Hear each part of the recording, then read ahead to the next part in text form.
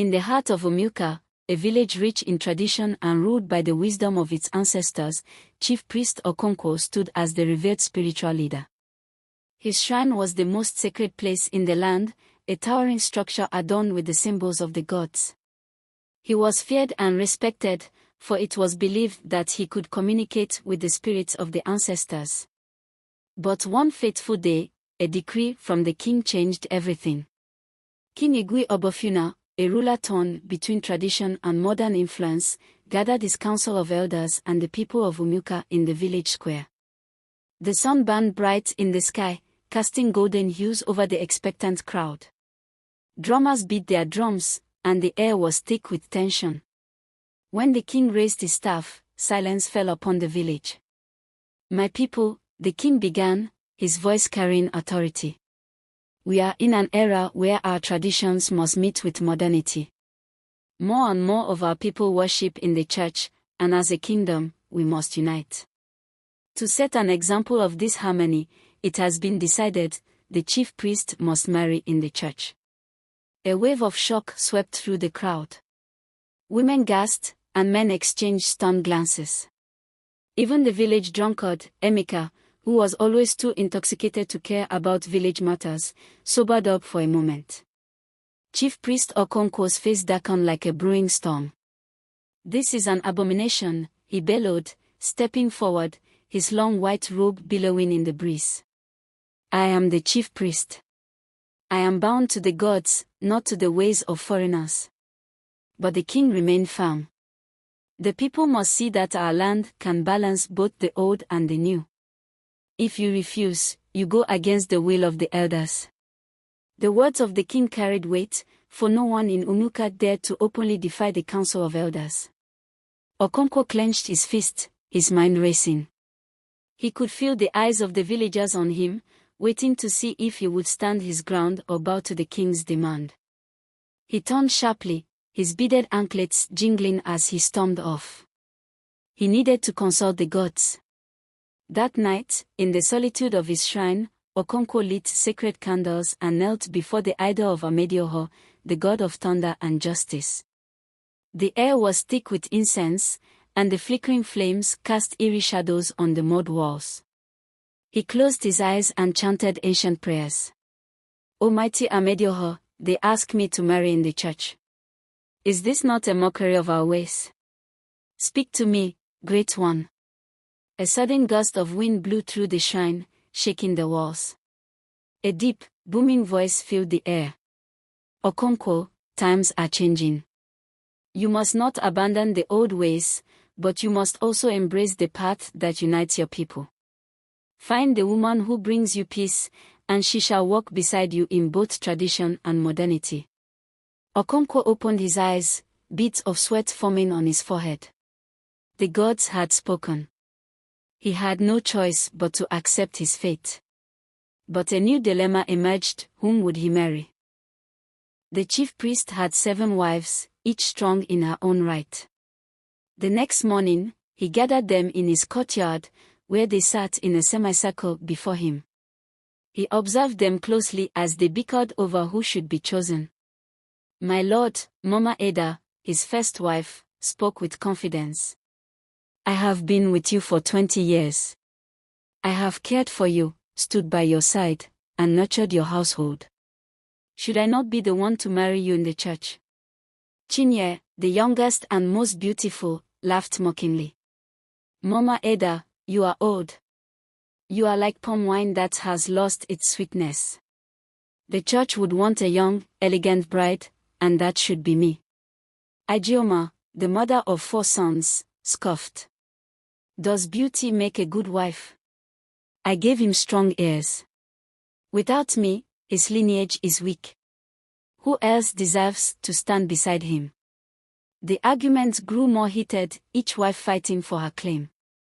Okonkwo rubbed his forehead, feeling as though his head might split in two. It was easier to summon the gods than to deal with quarreling wives. The matter soon became the talk of the village. In the market square, women gossiped while grinding pepper. Men placed bets on which wife would be chosen. Even the town drunkard, Emeka, took it upon himself to interview villagers as if he were a messenger from the king. Days passed, and Okonkwo meditated on his decision. Finally, he summoned the village to the palace. The entire community gathered, anticipation thick in the air. "I have made my decision," Okonkwo announced, his deep voice carrying across the square. "The gods have guided me to choose the woman who has brought me the most peace. The woman who has stood by me through all seasons. The woman who will marry me in the churches. Mama Eda." A roar erupted from the crowd. Some cheered, others groaned at losing their bets. The other wives forced smiles, though their eyes burned with silent resentment. Mama Eda, on the other hand, beamed with pride, standing tall as the chosen one. The day of the wedding arrived, and the entire village was decorated for the grand occasion. The church, which had never seen such a large crowd, was filled with both villagers and high-ranking chiefs. Okonkwo stood at the altar, his traditional beads replaced with a stiff bow tie, his heavy robe exchanged for a borrowed suit that made him itch. Pastor Jonah, the lively preacher, grinned widely. "My brothers and sisters, we are gathered here today for a historic union. The great Chief Priest of Umuoka is taking a wife in the house of the Lord." The congregation erupted in applause.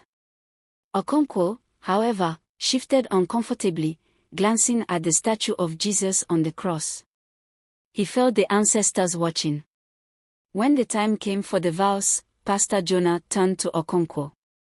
"Do you, Okonkwo, take this woman to be your lawfully wedded wife, to love and to cherish, in sickness and in health, till death do you part?" Okonkwo sighed, glancing at Mama Eda, who smiled reassuringly. He inhaled deeply and, with great reluctance, uttered the words that would forever alter his legacy. "I do." The moment the words left his lips, the church erupted into song and dance. Drummers outside beat their drums furiously. Women ululated with joy. The feast that followed was one of the grandest in Umuoka's history. Palm wine flowed freely, and laughter filled the air. But as the festivities continued, the other wives sat together, watching their husband and his new church bride. They smiled, but their eyes spoke of unspoken plans. "Let Mama Eda enjoy this moment," Chinya muttered, swirling her drink. But the battle is far from over. As the night wore on, Okonkwo leaned back in his chair, exhausted from the day's events. Mama Eda sat beside him, content. But deep in his heart, he knew that though he had won the favor of the king and the gods, the real challenge was just beginning. For a man who once held the favor of the spirits, he now faced a force far more unpredictable, his own wives. That night, as the last of the villagers staggered home after the grand wedding feast, Chief Priest Okonkwo sat in his courtyard, staring into the flickering flames of a dying fire. The rhythmic chirping of crickets filled the air, but his mind was restless. He had done the impossible. He, the spiritual leader of Umuoka, had married in the church. But the uneasy glances from his other wives during the ceremony had not escaped him. Mama Eda, now the official church wife, sat beside him, her hands folded neatly on her lap. She was content, but she was no fool. She had lived in Okonkwo's household long enough to know that her battle was only beginning. "You should sleep, my lord," she said gently. Okonkwo exhaled and rubbed his temples. "Sleep? In this house? You know as well as I do that the others will not take this lightly." Mama Eda smiled knowingly. "They will adjust." Okonkwo let out a dry chuckle. "If you believe that, then you underestimate the cunning of a jealous woman." At that moment, a shadow passed by the doorway. They both turned just in time to see Chinya, the youngest and most outspoken of the wives, slipping away into the darkness. Okonkwo's eyes narrowed. She was up to something. The next morning, chaos erupted in the compound. It began when Mama Eda entered the kitchen to prepare breakfast. She found all the pots missing. The firewood was gone. Even the grinding stone had mysteriously vanished.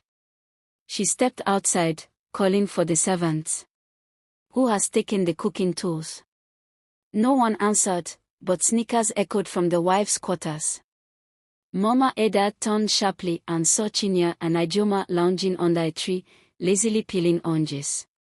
Is something amusing? Mama Eda asked, folding her arms. Chinya smiled sweetly. Oh, dear sister, we thought that since you are now the church wife, you should learn to cook church food, whatever that is.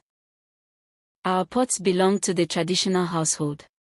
Ijoma laughed, tossing an orange peel to the ground. Yes. Maybe you should go ask the pastor's wife for a pot. Perhaps she will bless it for you. Mama Eda inhaled sharply. She had expected resistance, but not this soon. Still, she would not be provoked.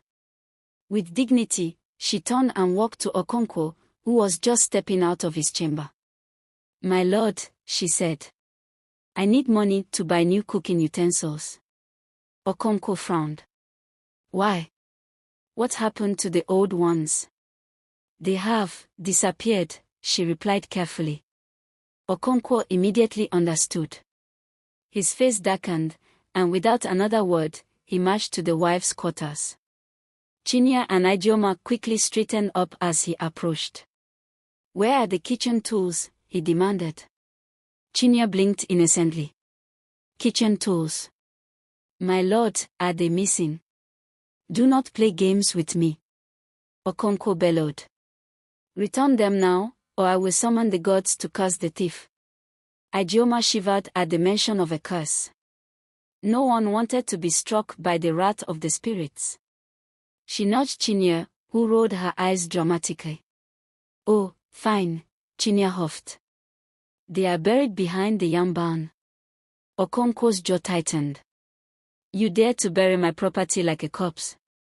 If you try such nonsense again, I will send you back to your father's houses.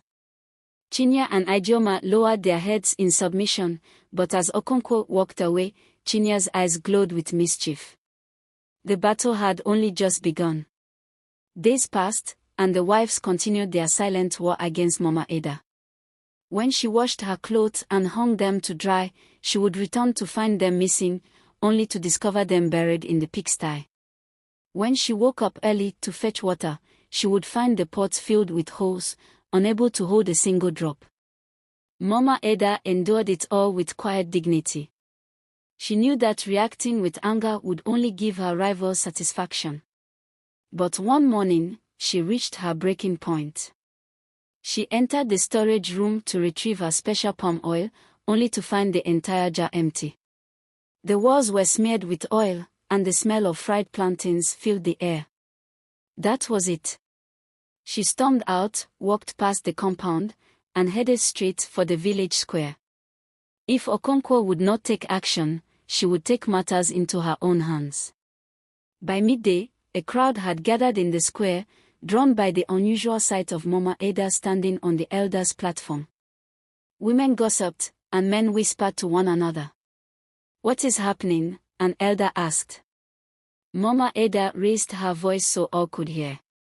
I have come before the people of Umuoka because I can no longer endure the wickedness of my co-wives. They sabotage my work, steal from me, and insult my position as the chosen wife. Is this how a woman should be treated? A murmur ran through the crowd. Women nodded in agreement. Some of them had been victims of jealous co-wives and knew the struggle too well. Just then, Chinya and Ijoma arrived, flustered and unprepared for this public confrontation. My dear sisters, Mama Ede continued, if you have a problem with my position, say it now before the whole village. Do not hide behind childish tricks. Chinya scoffed. Oh, so now you run to the village like a helpless widow. If you are truly worthy, why do you need the people to fight for you? The villagers gasped at the insult. An elder stepped forward. Enough of this foolishness. If there is a dispute among wives, it should be settled with wisdom. The chief priest has married in the church, but his home is now divided. This cannot continue. A woman from the crowd shouted, Let them be tested. A murmur of agreement spread. What test? Okonkwo, who had arrived silently, asked. The elder stroked his beard. A true wife is measured not just by beauty but by her ability to maintain peace.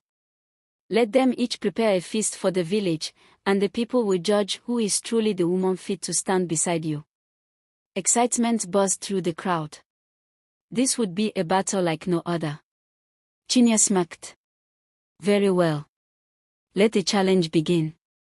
Okonkwo sighed, knowing this was far from over. His fate was no longer just about tradition or church. It was now a test of survival in his own home. Thanks for watching. Let's subscribe, like and share your thoughts, and wait for the part 2.